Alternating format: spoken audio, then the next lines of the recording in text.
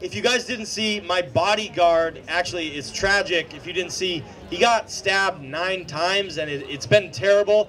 Everyone here and everyone online has been so supportive. All your prayers are appreciated so much. He's recovering. He's going to be okay. So thank you so much. Seriously. Yeah, thank you guys. I appreciate that. I see my fellow Kekastanis out there. Chatelet, my bros. Hell yeah, hell yeah.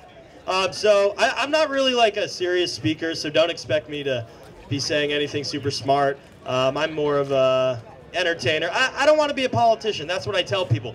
Everyone wants me to be so politically correct these days.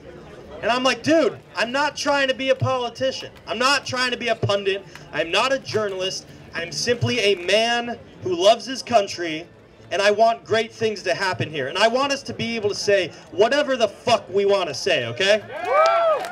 Can I get a hell yeah? Hell yeah! Can I get a hell yeah? Hell yeah! Hell yeah. Well, and honestly, I wanted to bring that up because one of the biggest reasons I supported Donald Trump was because he was against political correctness. And I want to speak to you guys today and remind you, I feel like we've lost our way a little bit. I feel like we've forgotten what brought us here. I remember during the election, anything that was politically correct, you know, all these people screaming racist at us, you know, we just deflected it all. You know, we had our hater blockers on and we just didn't pay attention to it. And now all of a sudden, everyone's getting butthurt. Everyone's afraid to be called racist, to be called anti-Semitic, to be called all these names. And I think it's garbage. I think it's absolutely garbage. And speaking of that, if you didn't see, I actually got I got suspended from Twitter for a week. Yeah, so Twitter suspended me for sending a gas chamber meme. I thought it was funny personally, but it was funny, right? Mike Enoch thought it was funny. But seriously, like, we should be able to make fun of whoever we want. You should. I get called a fag all day online. Okay, people call me a manlet. People call me all sorts of stuff. Manlet nationalism now, exactly. But for real, like every single group, every single ideology, we need to be able to make fun of them, to criticize them, to poke fun at them. If we cannot make fun of every single group in this country, we have completely lost our way, and it is despicable, honestly. So, I just have to say this, I have to get this off my chest. So I've been, you know, I don't want anyone to hate me here, but, you know, I've got pride in who I am, in my identity as a white person. I just want to say that.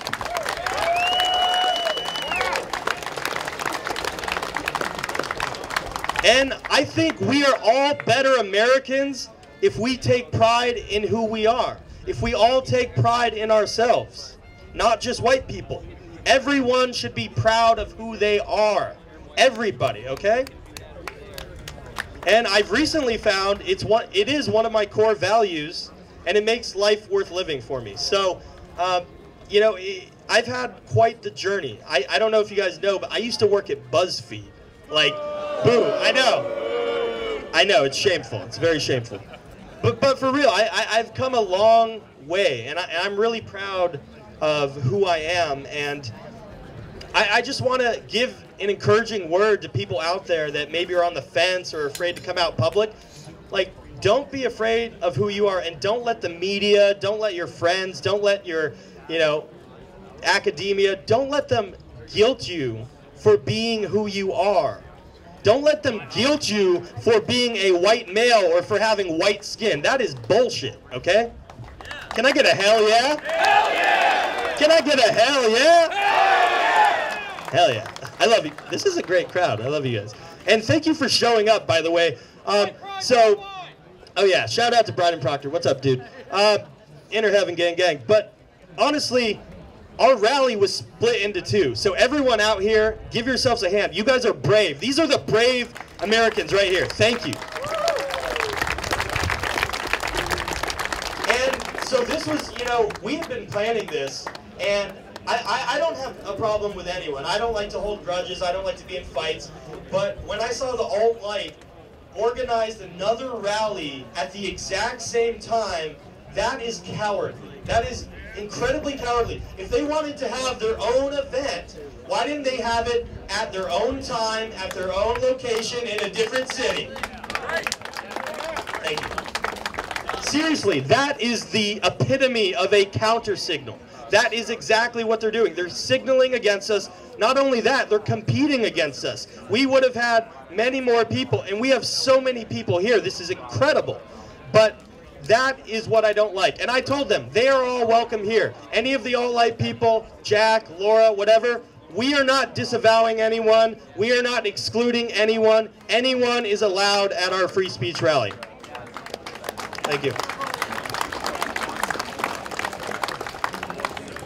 I also quickly wanted, before I wrap up here, I wanted to point out there's such an inconsistency that I just had to point out. You know, we love talking about free speech. We love talking about free speech. And I noticed the right wing, they love to criticize a certain ideology. But then when you criticize other ideologies, it's just so wrong for some reason. And I want to break down that paradigm for a second. So let me give you an example. Everyone on the right wing seems to agree that they don't really like Islam. Is that correct? Yes! Okay. Okay, exactly. So it's across the board. People dump on Islam all the time. They dump on Islam to the degree where they say, Muhammad was a homo, you guys are all goat fuckers, you're going to hell, like some crazy shit. Honestly, it's kind of crazy. He was a pedophile. Yeah, like he was a pedophile. You know, and here's the thing. They have every right to do that, okay? They have every right to do that. But when I make minor critiques of Judaism, Christianity, or any other ideology, I should not be blacklisted from society. That is cowardly. We should be able to criticize every single ideology equally. And so I want you guys to use that. When someone comes after you and they say, oh no, you criticize Judaism, you're anti-Semitic, tell them, well, guess what? You're telling all these people they're goat fuckers, and they probably take their religion seriously. So we need to be able to equally criticize. That is the only way, people. That is the only way. Yeah. Thank you. Yeah. And that is not an easy thing to say, by the way. I hope you know. Like, I've been banned from Twitter. You know, if I wanted to take the easy way out, I could, you know, go to the alt-right stuff and just, you know, not follow the truth. But I really have to follow the truth in my heart and say what I believe. And I've seen an awakening lately. Have you guys seen it? Generation Z. Seriously, guys. Generation Z is so woke. It's amazing. There was this YouTube video you might have seen about refugees lately, and all the comments were so woke. It was so refreshing. And so I really have hope for humanity after seeing Generation Z. So anyways, guys, I just want to end with saying freedom of speech is really, it's the single most important freedom we have in the United States. I have friends in the UK and in Canada that tell me people get arrested for criticizing certain ideologies, and that is sick. And we need to remember the sacrifices our founders made right here on this land. And we cannot take for granted the freedom of speech we have, and we must be able to say whatever we want to say, even if it's unpopular. And we should especially defend speech that is unpopular. So I just want to say, thank you.